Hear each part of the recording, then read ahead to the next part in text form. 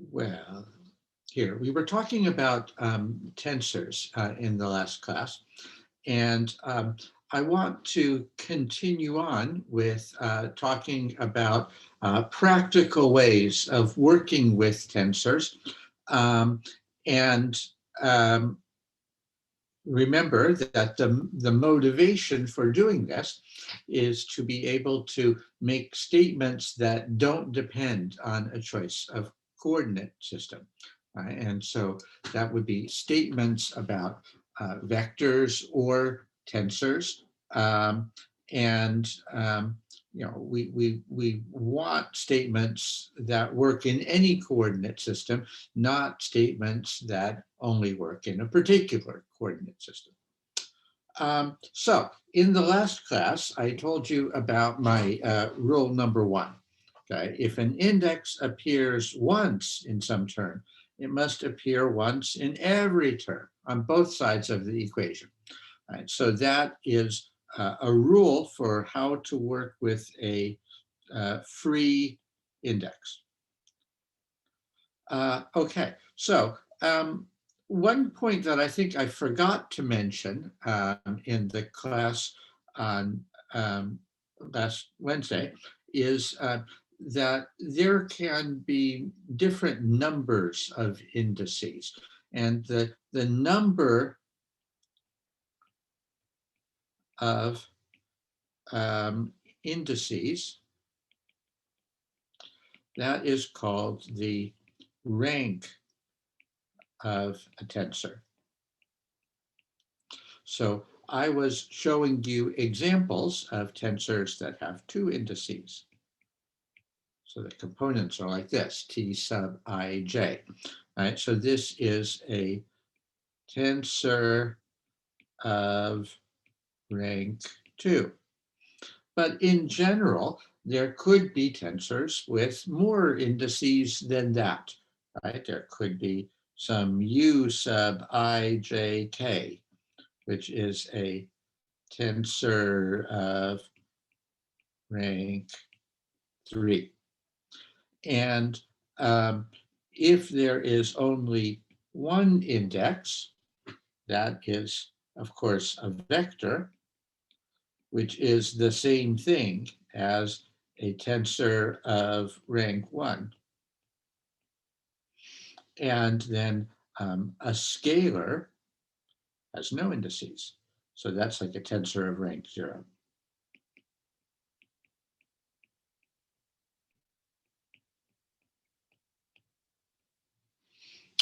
Okay, so that is the concept of the rank of a tensor.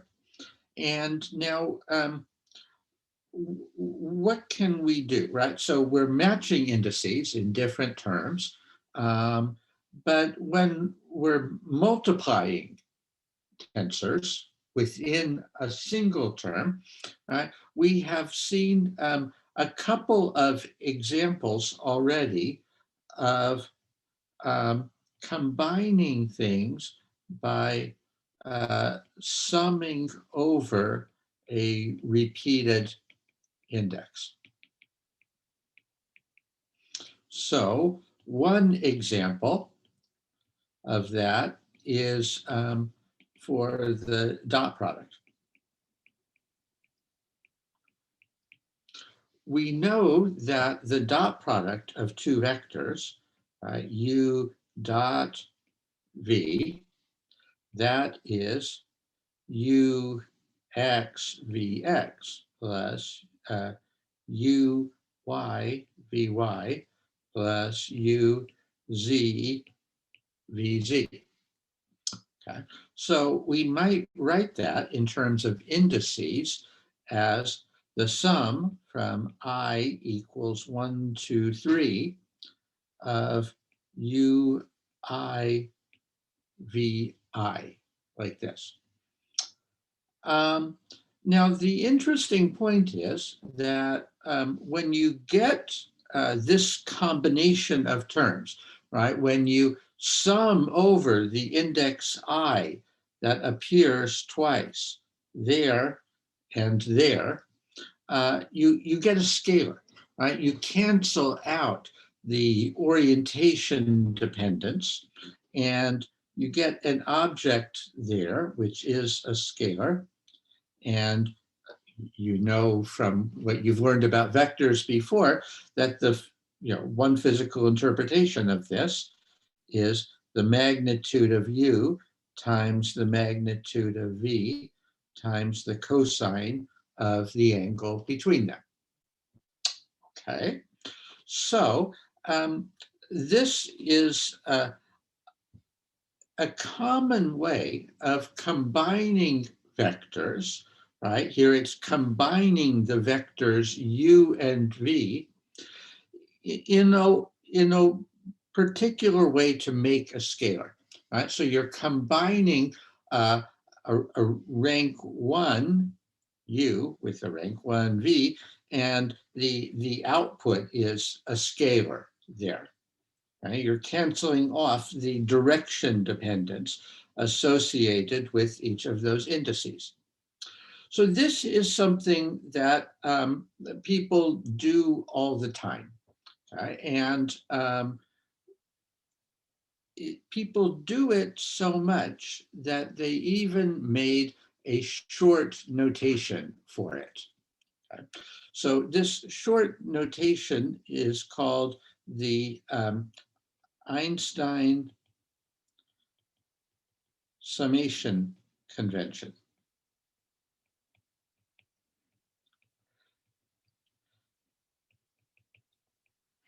And I guess this was invented by Einstein when he was working with tensors for general relativity, and he wanted to save on writing. Okay, so what he thought of doing was that whenever you have a situation like this, where there's a sum over some index, and then the index appears once there and it appears once there, that you just take the sum for granted. Don't even bother to write out the sum sign. Just write ui vi. Okay? And so when you do that, then you automatically sum over the index I. This is something that we write out so often that we just skip writing the summation sign and assume that everybody knows we mean sum over the index I. Okay, so this summation convention is what I call rule number 2. Rule number 2 is if an index appears twice in some term,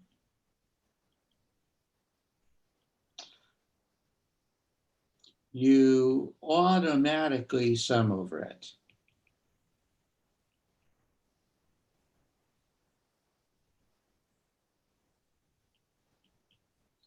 Okay. Then in this situation, the index that appears twice is called a dummy index. Why a dummy index? Well, I guess it's because it doesn't really matter what you call the index, right?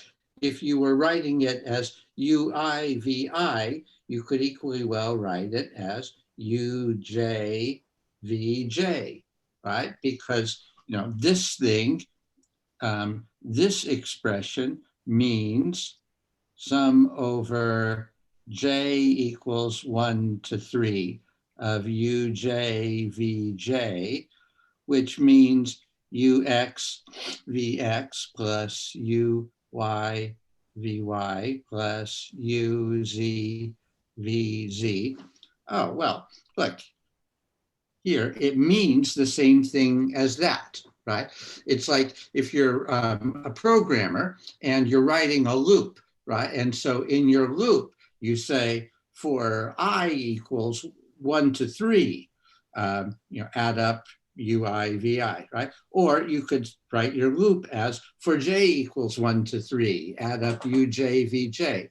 It doesn't matter whether you call it I or you call it j or you call it anything, right? Because you're not actually using the letter for anything. The letter just means it takes the same three values. You add them all up.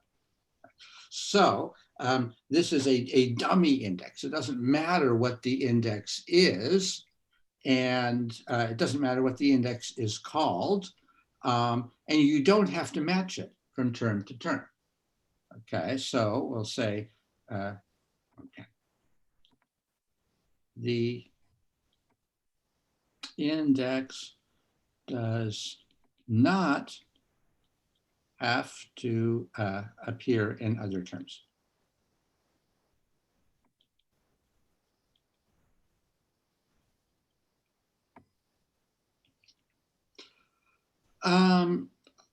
There is a word for this procedure of summing over a dummy index, and that is called contraction.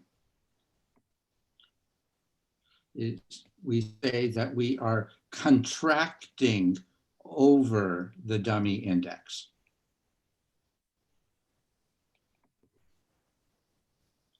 And by contraction, you make this combination of two vectors into a scalar. So you're canceling off the orientation dependence associated with each of those vector indices.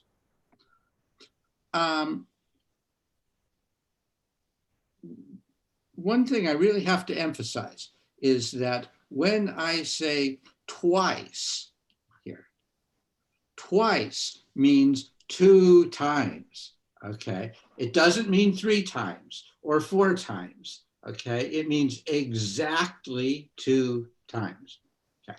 So rule number 1 applies to what happens if an index appears once, okay? Rule number 2 applies when an index appears twice, okay? What if an index appears some other number of times? Well, that's when you use rule number 3, right? If an index appears more than twice,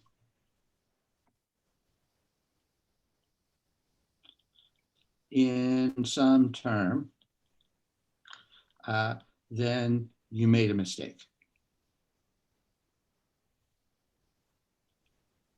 That is, you should never have an index appearing more than twice in some term, right? The choices are, it can appear once and you use rule number 1, or it can appear twice and you use rule number 2, okay? Anything else is a mistake, okay? And you just have to go back and debug what is the mistake, okay? But anything else other than that is a mistake. And it's a mistake because there is no way that you can have an index appear more than twice and get something that doesn't depend on a choice of coordinate system, right? That rule number 1 and number 2, those things describe objects that are independent of choices of coordinate system. And if you break those rules, you get an object that doesn't transform nicely from one coordinate system to another, okay? And so that's where you're going to wind up making a mistake in saying something meaningless, like the temperature is less than my age. Okay, so let me show you another example of rule number 2 in action. Okay, and that is the example of matrix multiplication.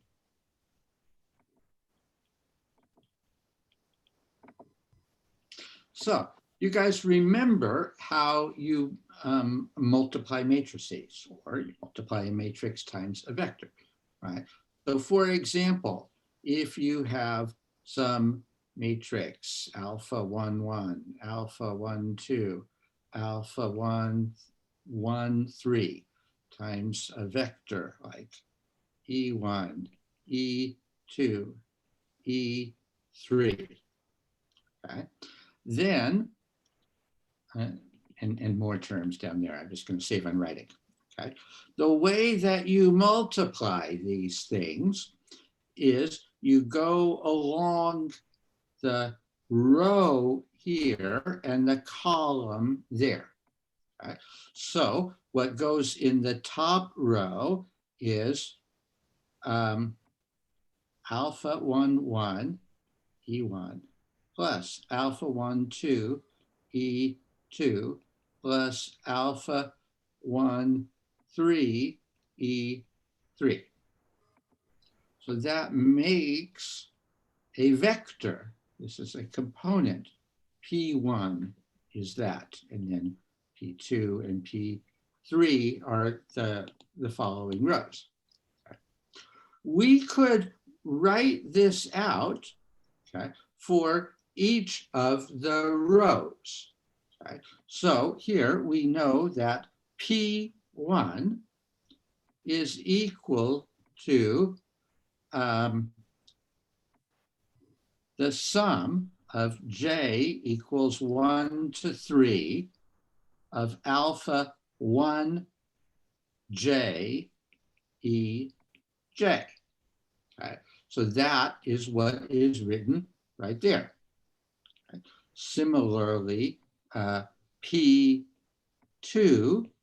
is the sum from j equals 1 to 3 of alpha 2j ej. And P3 is the sum from j equals 1 to 3 of alpha 3j ej. Okay, so these are three equations that represent how you do this matrix multiplication. Okay, now we can simplify the writing using the rule number 1 and rule number 2. Okay, so using rule number 1,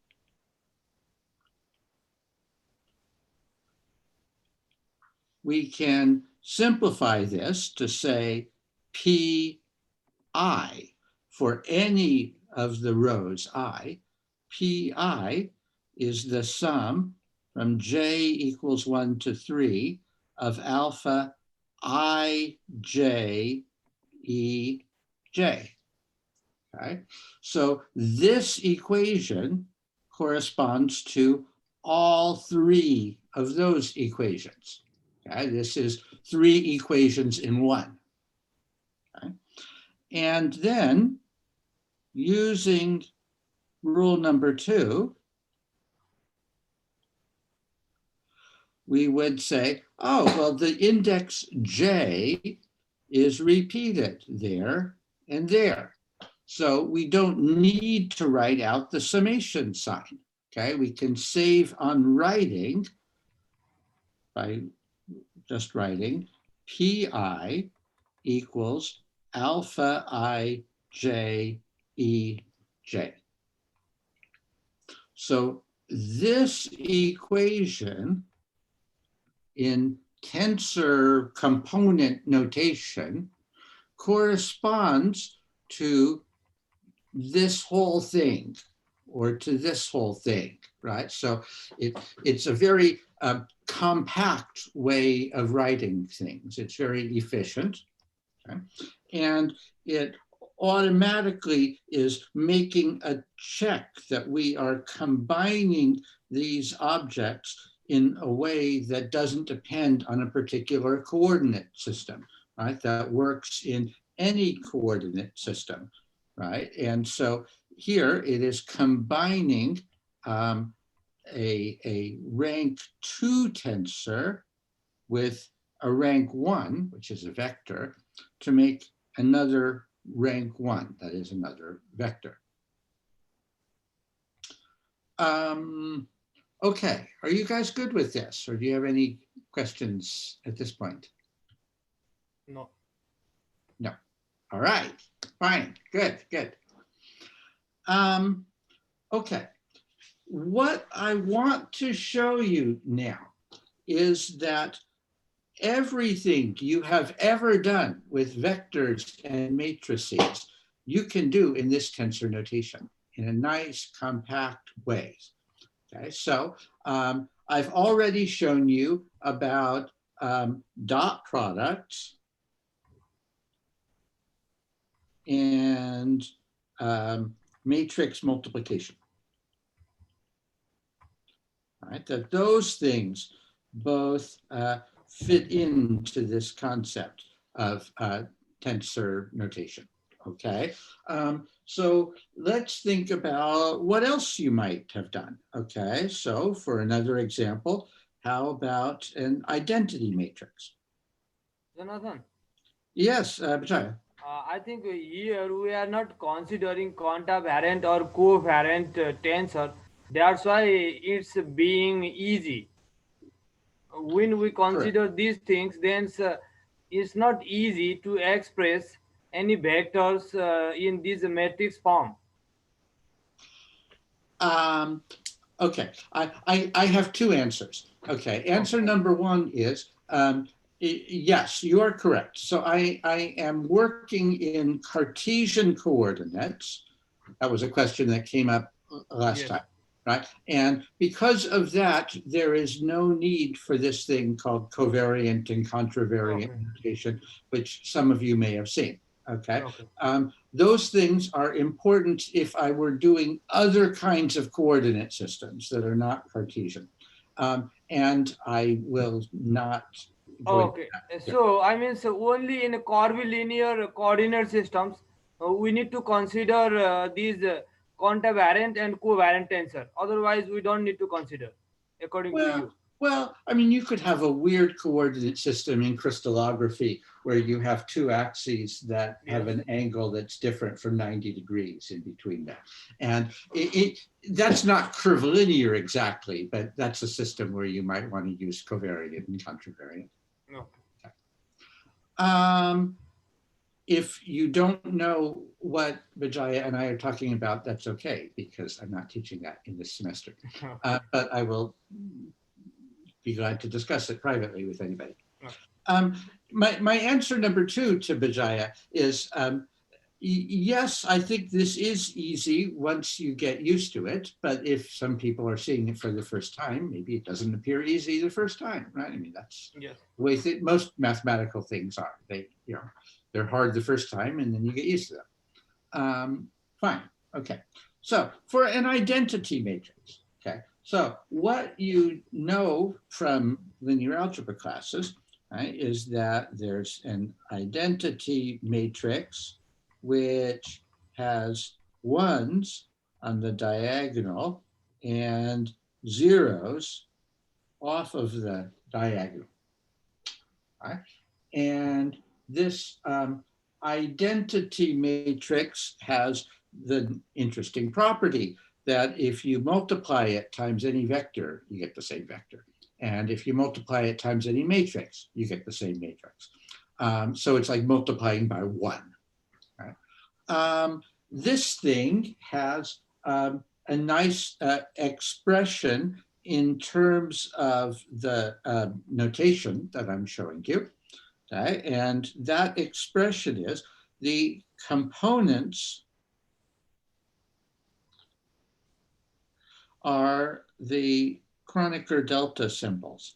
So delta ij, where this thing is defined as 1 if I equals j and 0 if I is not equal to j. Um, and so one way of expressing the equation, we have an abstract equation that the identity matrix dotted into any vector is that vector. Right? And we could express this in component form as saying that delta ij Vj is equal to Vi. And so that works because delta ij Vj means the sum from j equals 1 to 3 of delta ij Vj. Right? So that means the sum for j is x, or j is y, or j is z. In one of those terms is going to, well, let me write that out. Okay, so that's delta I x Vx plus delta Iy Vy plus delta Iz Vz. Of these three delta symbols, two of them are 0. One of them is 1. Okay. Which of them are 0? Well, it depends what I is. Okay. If I is x, then this guy is 1. This is 0. This is 0. Okay. So if I is x, we get 1 times Vx. So it's just Vx. If I is y, we get 1 times Vy plus zeros. So we just have Vy. If I is z, we get 1 times Vz plus zeros. Okay, so we just get Vz. So no matter what I is, we get Vi. Okay, so this is the relation for an identity matrix. Okay, so you can see that in an equation like this one, right, we have contracted over J so that we have J as a dummy index over here, and I is a free index, which appears there and there. Okay. That is the identity matrix. Okay. All right. What else can we do? Right. Well, how about a cross product?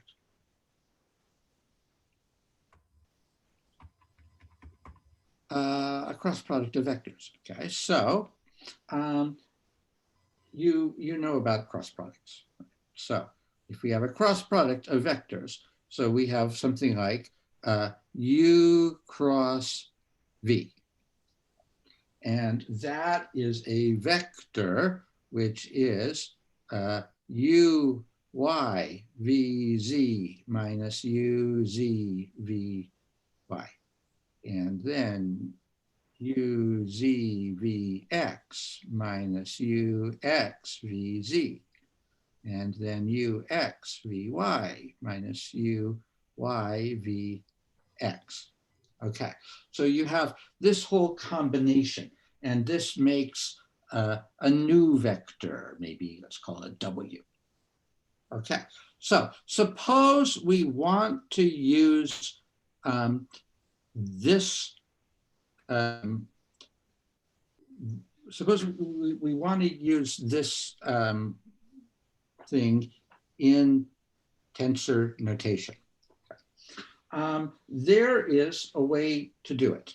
Okay, the way to do it is to define a special tensor, which is called the Levi-Civita symbol,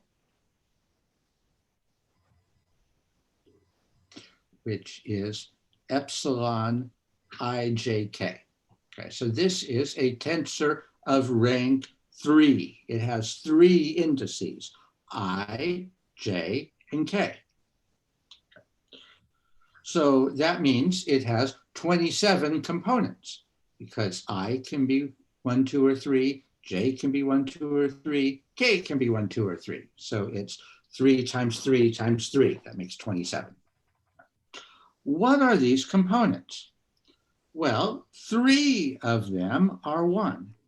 It is 1 if I, J, K if they are X, Y, Z, or any permutation that doesn't involve any flipping, right? So I could write, I'll move X to the end and say it's Y, Z, X.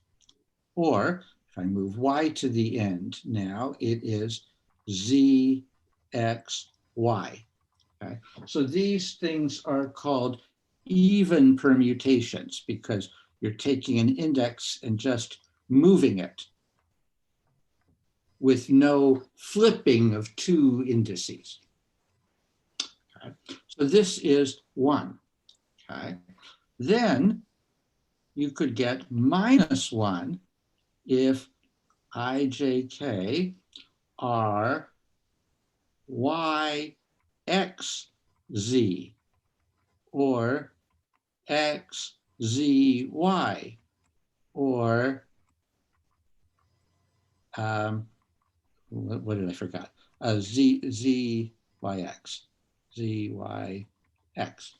Okay, so these are all odd permutations because you're taking two indices next to each other and just exchanging them. And so you're exchanging indices like X and Y or Y and Z, Y and Z like that, or X and Z like that, okay? So there are three components that are +1.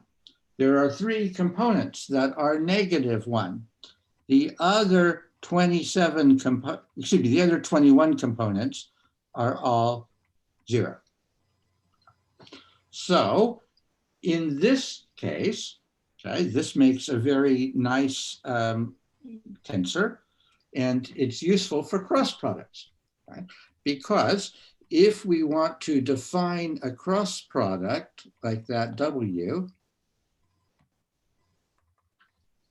we can write it as W sub I is equal to epsilon I J K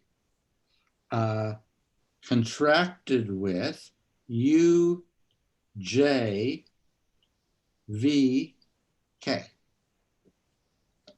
So this is a nice compact way of writing that. Okay. Let's check and make sure that that's correct, that I haven't made a mistake. Okay, so suppose we want to figure out WX, for example. So WX is epsilon XJK UJ VK. This is automatically summed over J is 1, 2, or 3, that is X, Y, or Z, and K is X, Y, or Z. Okay? So this thing is the sum of 9 terms. Luckily, most of those 9 terms are 0. Okay? Which of the 9 terms are not 0? Okay, well, there are 2 of them. Okay, so let's work those out. Okay, there can be an epsilon X, Y, Z. Okay? Epsilon X, Y, Z is not 0. And so that's the term where J is equal to Y, so UY, and K is equal to Z, so it's VZ. What other term is not equal to 0? Well, there's, let's see, X, Z, Y. Right? So that's a term where J is equal to Z and K is equal to Y. So that's U, Z, V, Y. All the other 7 terms are equal to 0. say plus 0, plus 0, plus 0, plus 0, plus 0. Okay, all these other terms are equal to 0, right? Because they are, those kinds of epsilons. Right? And now we want to go back and say, well, what are these two non-zero epsilons? Right? Well, epsilon x, y, z, that is this thing, right? So it's equal to 1. So we get, wrong 10, u, y, v, z. Okay, what about epsilon x, z, y? Here's x, z, y. Okay, so that's equal to minus 1. So we get minus u, z, v, y. Aha. And so that is equal to the first row up there. You can practice on your own checking the other two rows, and they also come out consistent. Okay, so this is how you do a cross product in terms of this tensor notation. Now, as an aside, just for a little practice in working with this epsilon notation, I will tell you a useful identity. A useful identity is, let's see, if you have epsilon I, j, k, epsilon I, m, n. Okay. So this is a combination of two epsilons. And you can see this expression is contracted over I. So I is a dummy index, which appears 2 times. The other indices, j, k, m, n, those are free indices. So this then is a tensor of rank 4, which has 4 free indices. There is a nice equation for how this simplifies. Okay, this simplifies to be delta Jm delta Kn minus delta Jn delta Km.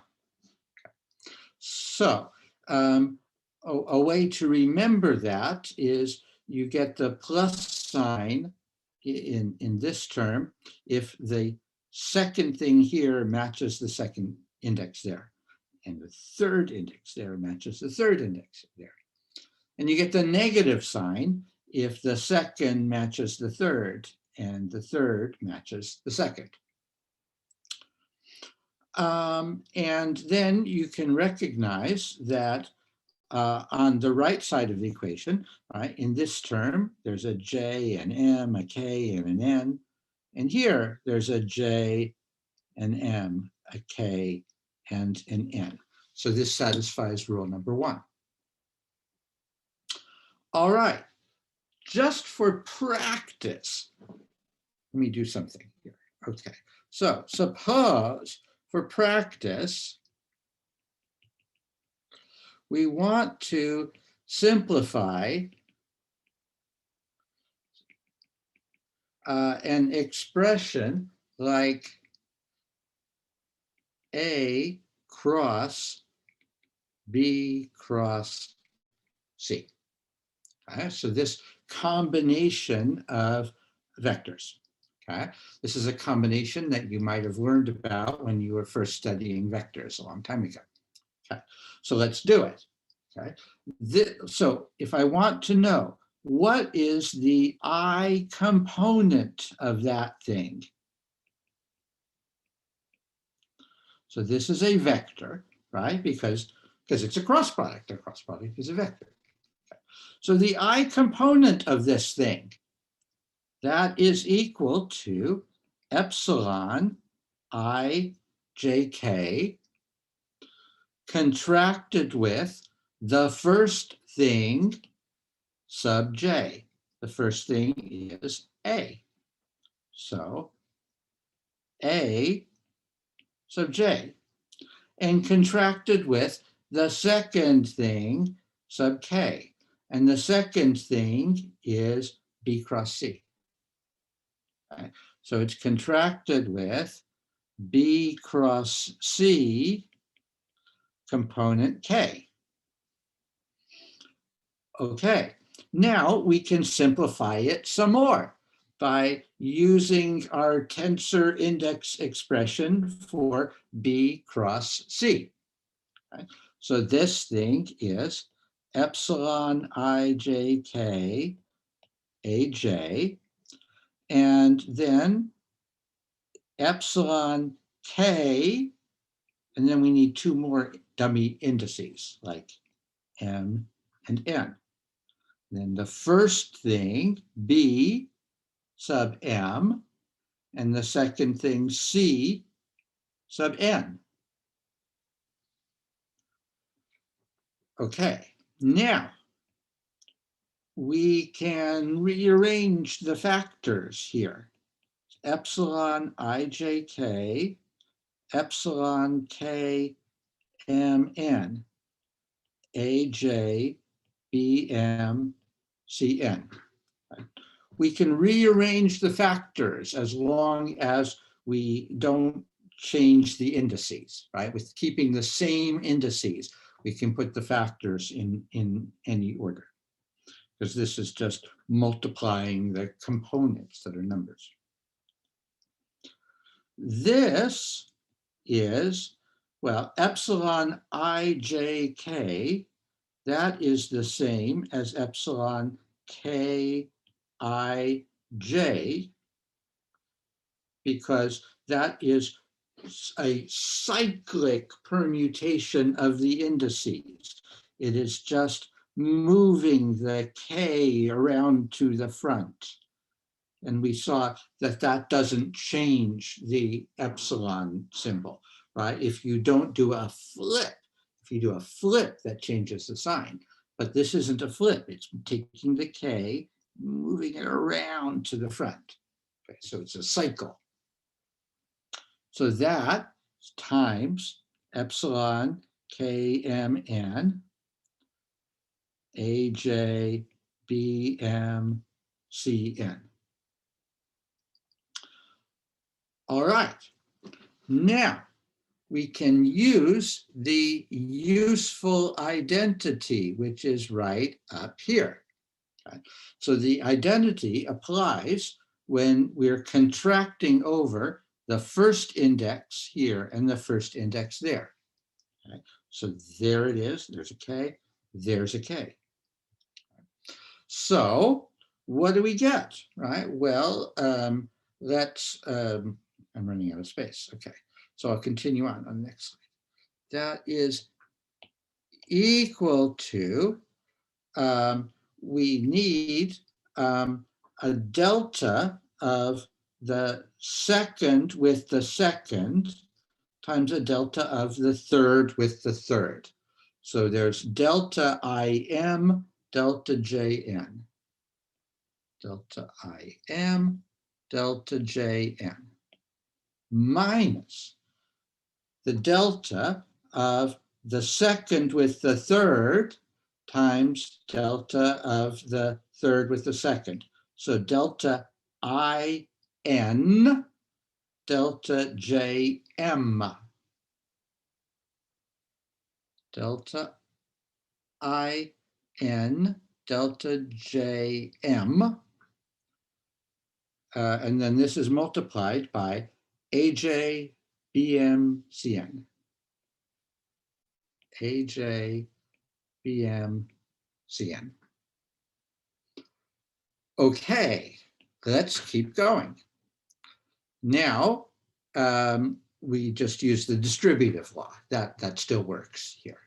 Okay, so we can distribute the factors times the parentheses, right? Delta IM, delta JN, AJ, BM, CN, minus delta IN, delta JM, AJ, BM, CN.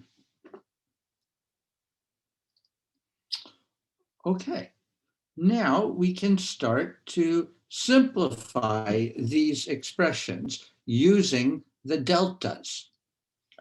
So in the first one, for example, when we have delta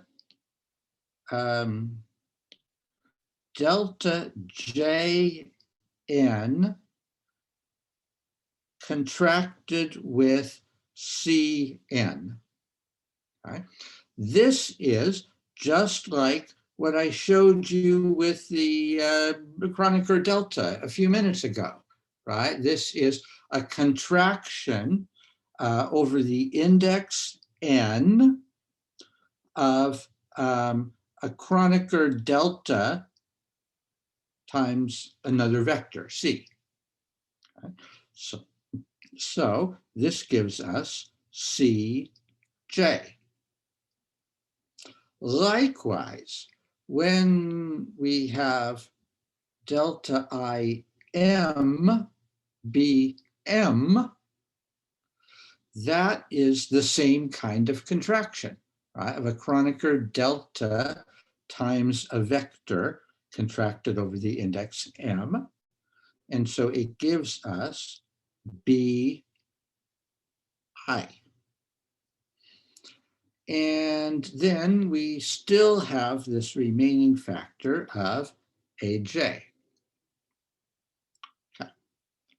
Now let's simplify the other term. Okay. Well, here we have delta IN CN.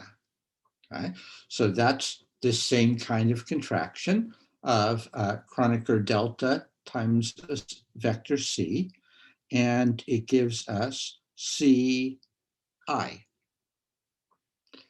And here we have delta JM BM. That is, once again, the same kind of contraction, and it gives us a BJ. And we still have in front the factor AJ. Okay, let's keep on simplifying. Okay. Remember what we did with dot products. Okay. You remember that a dot product is an object like this one, right? This is a dot product of A dot B. Yes, it's a dot product of A dot B. That is, the orientation dependence associated with the index J is getting summed over. Right? So this is A dot B multiplied by CI. Likewise, over here, this is A dot C. This AJCJ is A dot C, and there remains the factor of BI, right, minus that. So you remember what we're calculating. I hope I remember what we're calculating. We're calculating this thing. Let me lasso it and bring it over.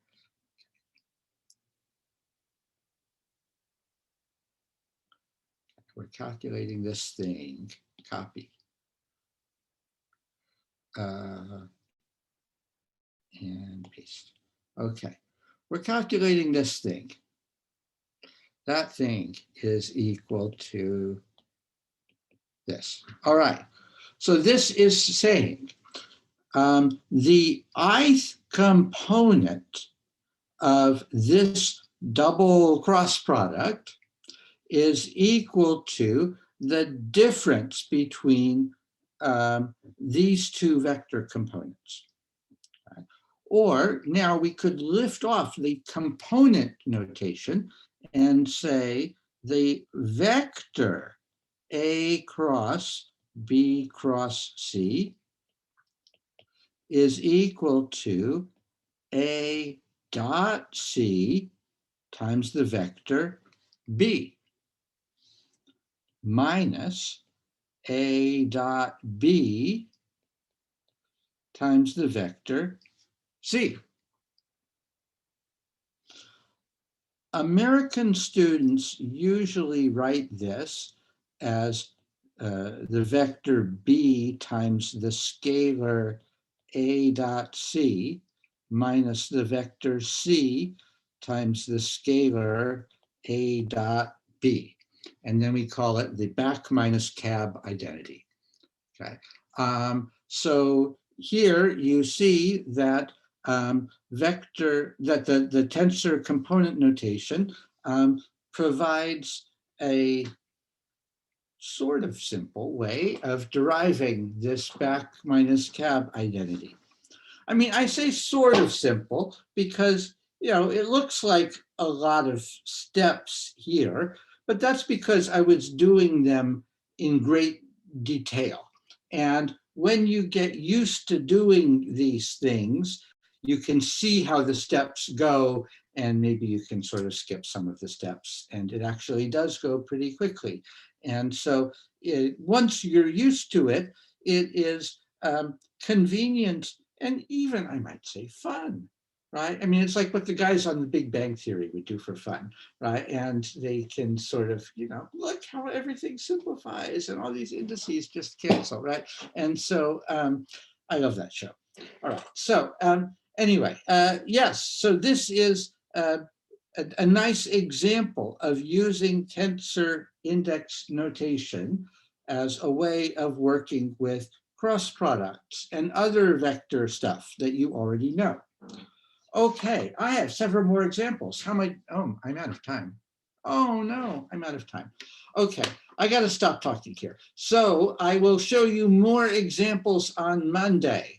So have a good weekend, you guys. Make sure to send me your homework if you haven't done so already. And I'll see you on Monday. But first, I'll stick around to answer any questions. Please.